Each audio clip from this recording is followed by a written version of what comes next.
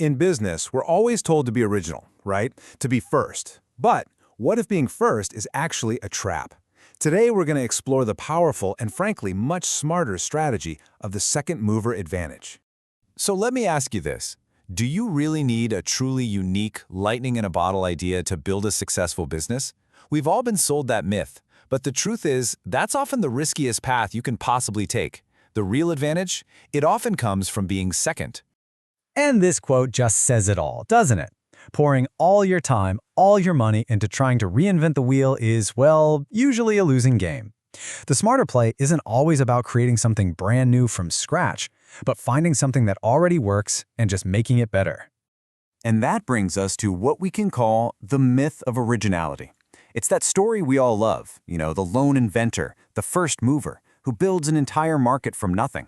But that path is absolutely filled with hidden risks, something we call the inventor's burden. See, being a pioneer means you're basically operating in the dark. It's incredibly risky. You're betting that customers will even want your unproven product. Will they pay for it?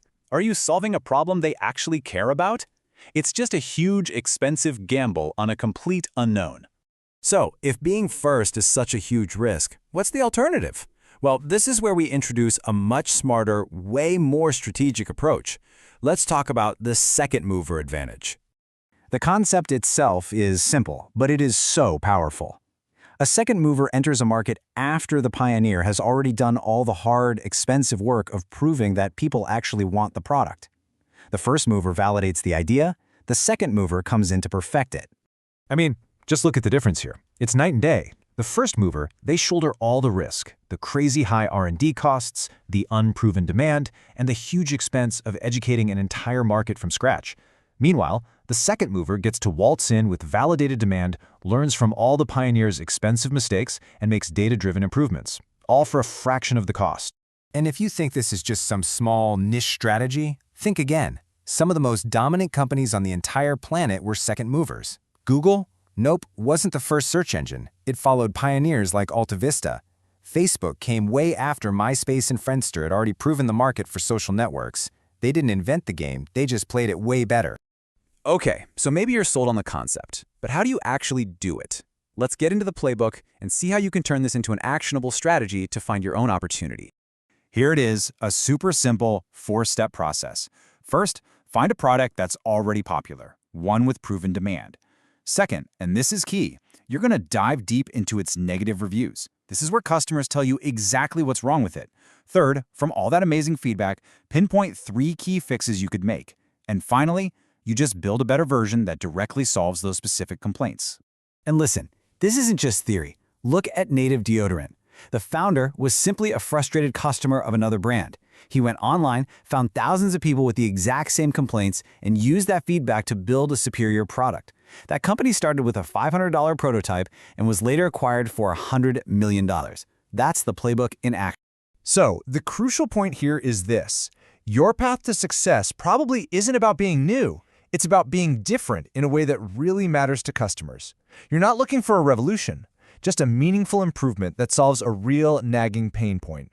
And different can mean a lot of things. You could create a better product by fixing a competitor's clunky design. You could offer a better price, giving customers most of the value for half the cost. You could innovate the sales model just by making it easier to buy.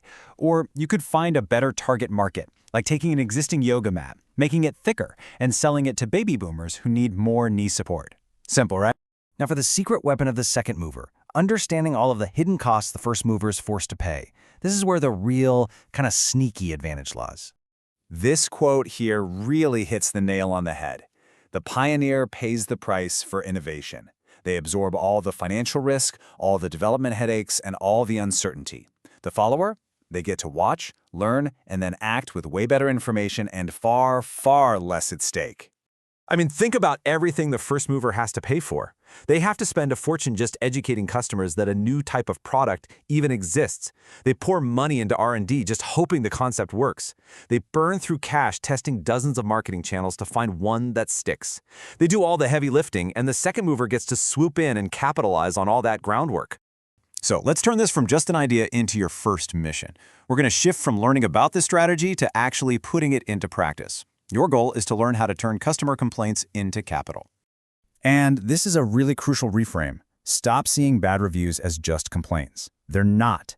They are a literal goldmine of market research. They are a step-by-step instruction manual from frustrated customers telling you exactly what product they wish they could buy. So here's your action step. You can do this right now. Pick a product you know and use, something popular. Go to Amazon or any review site and read only the 1, 2, and 3-star reviews.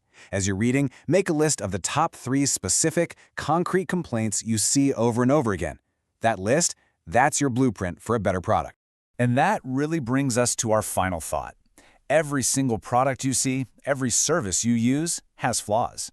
And inside those flaws, those complaints, those little annoyances, that's where opportunity lies. So the question I want to leave you with is this: what popular product's flaws could be your fortune?